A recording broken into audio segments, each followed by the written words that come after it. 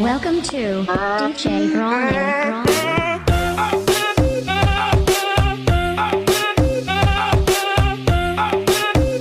ऐसा क्यों होता है कि हर कोई different perspective, different personality, different attitude लेके सबके पास होता है, and that is what is the main reason for their कि वो मतलब लाइफ में कहाँ पहुँचते हैं.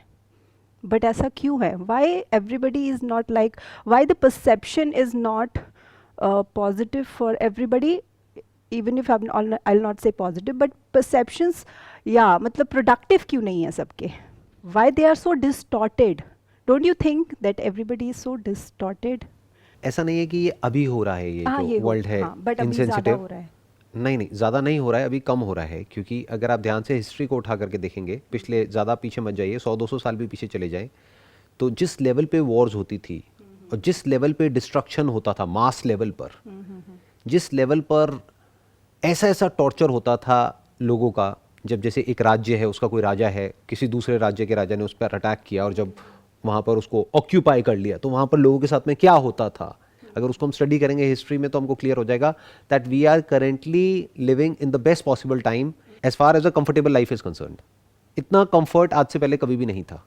लाइफ कंफर्टेबल हो रही है, आप सही बोल रहे हैं, बट माइंड तो सेटल नहीं हो रहा है, माइंड तो डिस्टॉर्टेड ही लग रहा है. उसके पीछे एक रीज़न है. जो आप माइंड की बात कर रहे हैं, that's a different ball game all together. Basically पहले के ज़माने में क्या था, जो नीड्स थी वो प्रॉपरली वेल डिफाइंड थी. उस टाइम पे कैपिटलिज्म और the concept of this brands and advertising and products and services or these unlimited desires, that was not there. This internet was not there. Right. Television भी होता था, उसमें limited एक दो कुछ सीरियल्स आते थे पूरे हफ्ते में. आज की डेट में क्या हो रहा है, ये मीडिया इतना ज़्यादा पेनिट्रेट हो चुका है कि जिसकी वजह से क्या हो रहा है कि लोगों के जो डिज़ायर्स हैं वो बहुत ज़्यादा बढ़ गए हैं. राइट. तो ये प्रॉब्लम्स डिज़ायर के लेवल पे है. लाइफस्टाइल तो कंफर्टेबल हो गया है, लेकिन माइंड के लेवल पे हम अनसेटल्ड हैं. क्यों? क्योंकि कितना भी मिल जाए वो कम पड़ जाता है. राइट. जो अमीर है वो भी गरीब है इन कंपैरिजन टू जो उससे ज़्यादा अमीर है. Right. Because in comparison to their neighbour और देयर रिलेटिव्स और देयर फ्रेंड्स, वो अभी बहुत पीछे हैं. तो सब एक रेस में भाग रहे हैं. राइट. तो कोई भी रेस हो, चाहे वो बच्चों की हो चाहे बड़ों की हो, जो भी हारता है वो रोता है. बच्चों को आप देखो ना, जब भी रेस होती है, जो जीतता है वो खुश हो जाता है, जो हारता है वो रोता है. तो एक रेस चल रही है हम सबके माइंड में, और सब कुछ और कॉम्प्लिकेटेड होता चला जा रहा है. डिस्ट्रैक्शंस बहुत ज़्यादा बढ़ गई हैं, एडिक्शंस बहुत बढ़ गए हैं तरह तरह के. मेंटल डिसऑर्डर्स के बारे में देखे जाए तो जो हमने पहले कभी सुने नहीं थे, ADHD इन किड्स, ऑटिज्म बहुत बढ़ गया है. पहले इतने ऑटिस्ट चाइल्ड नहीं दिखते थे. Right. तो सर ये सब नेगेटिव एस्पेक्ट्स हैं मॉडर्नाइजेशन के. And this is kind of inevitable. ये और बढ़ेगा अभी धीरे धीरे. ये जो साइकोलॉजिकल डिसऑर्डर्स हैं ये और बढ़ेंगे, क्योंकि अगर हम किसी भी डेवलप्ड इकोनॉमी को देखते हैं तो हम आइडिया लगा सकते हैं कि वहाँ पर क्या हो रहा है और यहाँ पर क्या होने वाला है. Right. देखो, बेसिक प्रॉब्लम क्या है कि जब तक एक इंसान बिजी होता है ना, कि मेरे को काम करना है अपना पेट भरने के लिए, अपनी फैमिली का पेट भरने के लिए, तब तक कोई प्रॉब्लम नहीं होती. तब तक सिर्फ एक प्रॉब्लम होती है कि भाई मेरे को पैसा चाहिए कमाना है, ताकि मेरे को रोटी मिल जाए, घर मिल जाए, कपड़े मिल जाए, मेरे बच्चों को एक अच्छी एजुकेशन मिल जाए. जब ये सब हो जाता है तब एक्चुअल में साइकोलॉजिकल प्रॉब्लम शुरू होती है. राइट. एक है फिजिकल लेवल पे प्रॉब्लम्स, एक है साइकोलॉजिकल प्रॉब्लम्स. तो फिजिकल प्रॉब्लम कब तक है? जब तक कि फिजिकली फाइनेंशियली आप प्रॉब्लम में है. बट जैसे ही वो अचीव हो जाता है, अब एक्चुअल में करने के लिए कुछ भी नहीं है. राइट. अब आपके पास में इतना पैसा है कि आप बैठे बैठे खा सकते हो और आपकी फैमिली भी खा सकती है. तो अब करें क्या? अब खाली हो गए, और कहते हैं ना खाली दिमाग शैतान का घर. तो अगर माइंड को अगर कंस्ट्रक्टिव किसी जगह पे ना लगाया जाए तो mind bye it's very nature is destructive, because it's isolated and fragmented. Mind क्या है? आपका एक मैं है जो औरों के मैं से अलग है. तो दो मैं की आपस में लड़ाई होगी. एक मैं आइडेंटिफाइड है एक ग्रुप से, एक मैं आइडेंटिफाइड है किसी और ग्रुप से. तो ये दो ग्रुप्स बन जाएंगे और इन दो ग्रुप्स की आपस में लड़ाई चलेगी. ये ग्रुप्स फैमिली में भी होंगे, फ्रेंड्स में भी होंगे, सोसाइटी में भी होंगे, नेशन में भी होंगे, सब में होंगे. तो कॉन्फ्लिक्ट अभी इतना ज़्यादा है कि सबके अंदर एक मैं है, सबके अंदर एक राजा है. Right. सब रूल करना चाहते हैं. Right. हर लेवल पे. तो यहाँ पे इतना ज़्यादा कॉन्फ्लिक्ट हो गया है. That is what I am saying, just because of mind नहीं. नॉट बिकॉज ऑफ माइंड, इसको थोड़ा सा हमको करेक्ट करना पड़ेगा. Because of wrong understanding. Because what is mind? Are we calling brain as mind? Brain is not mind. Brain में जो information feeded है, जिसके बेस पर हम सोचते हैं, वो माइंड है. वो माइंड है. So mind is thought, mind is thinking. Now what is the root of thinking? Thinking किसके बेस पे चलती है? On the basis of understanding. जो भी आपको समझ आता है उसी के बेस पे तो थिंकिंग। मैं कहूंगा इसके बारे में कुछ सोच के बताओ, ये जो कप है क्या सोचोगे? जो भी इसके बारे में इंफॉर्मेशन अंदर फीडेड है, जो भी आपकी समझ है इससे रिलेटेड, उसी के बेस पे तो सोचोगे। हाँ, उतना ही बताएंगे। या तो आप कहोगे अच्छा है, या कहोगे बुरा है, या फिर कहोगे ना ये अच्छा है ना बुरा है, जैसा है सो है। तो एक हो गया थिंकिंग बेस्ड अपॉन रियलिटी, यानी एज इट इज देखना उसको। एक है बेस्ड अपॉन जो आपकी अपनी प्रेफरेंस है उसके अकॉर्डिंग देखना, अपने डिजायर्स और फियर्स के अकॉर्डिंग देखना। Right. So the moment you start seeing things as it is, as they actually are, जो देखना बहुत ही सिंपल है लेकिन हमको कॉम्प्लिकेटेड लगेगा क्योंकि हमारी ऐसी आदत नहीं है। राइट। हम चीजों को एज इट इज नहीं देख सकते, हम उसको उस तरीके से देखते हैं जैसे हमको सिखाया गया है, जैसी हमारी ट्रेनिंग है। फॉर एग्जाम्पल, मैं आपको एक सिंपल सा एग्जाम्पल देता हूं, बड़े आसानी से रिलेट करेंगे। बायोलॉजिकली हमारे अंदर कुछ ऐसा है जो कि जानवरों से अलग नहीं है। तो हमारे अंदर हम चाहे चाहें या ना चाहें कुछ ऐसे थॉट्स आएंगे जो सोसाइटी के पॉइंट ऑफ व्यू से गलत है। अब आप क्या करोगे? एक तरफ से आपको सिखाया जा रहा है कि ऐसे थॉट्स नहीं आने चाहिए, बट वो तो आ रहे हैं। तो अब आपके अंदर आएगा गिल्ट। हाँ। आप अपने आप को कहोगे कि यार मैं कितना घटिया इंसान हूं, मैं क्या सोच रहा हूं, ये कैसे थॉट्स आ रहे हैं मेरे अंदर। जितना आप ये बोलोगे उतना ही वो थॉट्स और ज्यादा आएंगे। राइट। तो एक है जो एक्चुअल में हो रहा है एट अ बायोलॉजिकल लेवल, जिसकी वजह से वो थॉट्स और वो फीलिंग्स और वो इमोशंस ट्रिगर हो रहे हैं। एक है the concept of right and wrong, जो इस सोसाइटी ने हमारे ऊपर इंपोज किया हुआ है based upon what is convenient for the society, Right. not for the individual. Not for the Society is not designed for the individual. Right. But thoughts आते हैं at the level of an individual.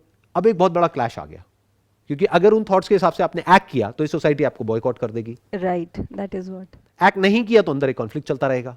यही तो problem है। आप अपने आप को ही उल्टा बोलते रहोगे। तो ये सारी की सारी जड़ है।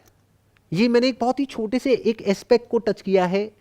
अंदर जो कॉन्फ्लिक्ट चलते हैं उनमें से एक को, ऐसे अनलिमिटेड कॉन्फ्लिक्ट्स हैं और उनको एक एक करके रिजॉल्व करना होता है। उसको रिजॉल्व करने के दो तरीके हैं। एक है आप किसी थेरेपी के लिए जाइए, किसी थेरेपिस्ट के पास में, वो क्या करेंगे, एक एक करके देखेंगे कि आपके अंदर किस किस तरह के इश्यूज हैं, अपने पास्ट से रिलेटेड, प्रेजेंट से रिलेटेड और फ्यूचर से रिलेटेड, और एक एक करके उसको सॉल्व करेंगे। Right. Right. They will solve that particular problem जिसकी वजह से वो सब कुछ ट्रिगर हो रहा है अंदर। वो एंजाइटी, वो फियर, वो थॉट्स जिसको आप नेगेटिव बोलते हो, वो ट्रिगर हो रहे हैं। एक तरीका ये है। दूसरा तरीका है कि आप एक एक करके सॉल्व ना करें, एक झटके में अपनी सारी प्रॉब्लम्स को सॉल्व कर दें in one shot. The way out is to understand what mind is, not how to control your mind और हाउ टू स्टे पॉजिटिव और how to change your thoughts.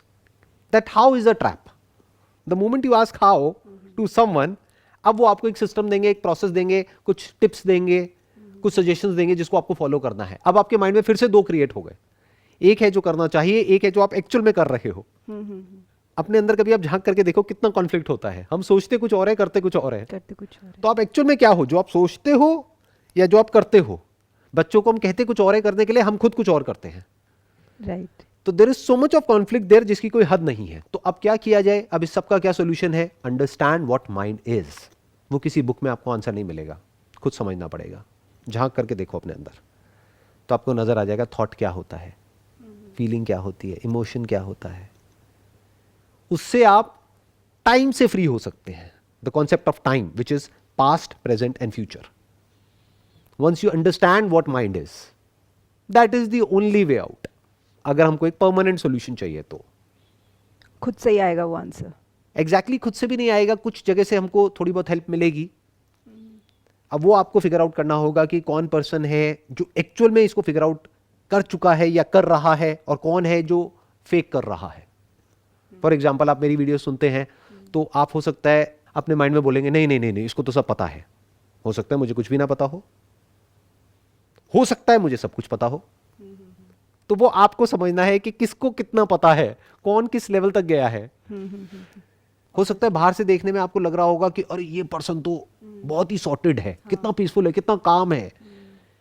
उसने अपना एक ऐसा पर्सोना क्रिएट किया हुआ है, तो आपको ये लग रहा है कि इसके पास में सारे आंसर्स हैं। तो आप वहां पर जाकर के हाथ जोड़ करके उनके पैरों में बैठ जाओगे और कहोगे गुरुजी आप बताओ मुझे क्या करना है। Right. हो सकता है उसको खुद ही कुछ ना पता हो। अब किसको पता होगा कि उसको पता है नहीं पता है? वो जो उससे भी आगे निकल चुका है in terms of exploring what mind is, वो तो पकड़ जाएगा 1 सेकंड में, आप नहीं पकड़ पाओगे। Right right. तो अब आप फंस गए, क्योंकि जो बच्चा खुद नर्सरी में है हाँ, वो उसके लिए तो चाहे कोई 5th स्टैंडर्ड में हो, चाहे 10th में हो, चाहे पोस्ट ग्रेजुएट लेवल पे हो, सारे सीनियर सब सीनियर है, सही।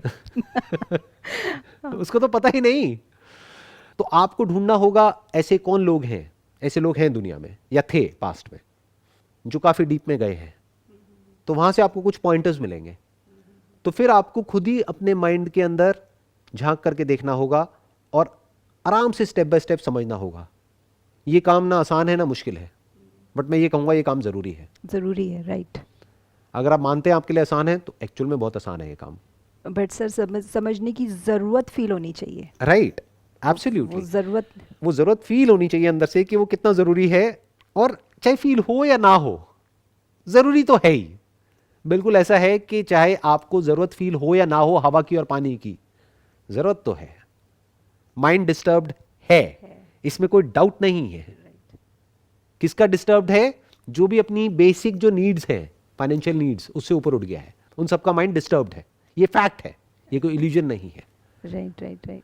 तो एक प्रॉब्लम है जिसका सोल्यूशन तो चाहिए। अब वो सोल्यूशन कहां से आएगा, कब आएगा, कैसे आएगा, वो उस इंसान को फिगर आउट करना है। या मुझे सोल्यूशन निकालना भी है, या मुझे सिर्फ एस्केप चाहिए। एस्केप क्या है? छोड़ो इन सब चक्करों को। नहीं है, एस्केप्स हैं। हाँ, एस्केप्स क्या है? But they are temporary. Right, temporary solutions हैं, बट टेम्पररी को आप परमानेंट में भी कन्वर्ट कर सकते हो। वो क्या है? डेली रात को ड्रिंक करो और सो जाओ, माइंड ब्लैंक हो गया। Right right. अपने ध्यान को डाइवर्ट कर दो, कुछ और चीजों में लगा दो, प्लेजर्स में इंडल्ज हो जाओ, ये हाँ, कर लो, तो वो कर यही लो। चल रहा है शायद यही चल रहा है, और यही क्या चल करेंगे? रहा है। सब भाग रहे हैं राइट, अपने आप से, कुछ ना कुछ एडिक्शन लेके बैठे हुए हैं, Right. जिससे वो रियलिटी से दूर हो सके। तो यही कर रहे एंड हैं दैट सर विल सब। Take you far from reality, that will not bring you close to reality, क्योंकि अब आप कहीं और ही जीने लग जाओगे। देखो, एक है आप वहां जियो जो आप खुद अपने बारे में सोचते हो,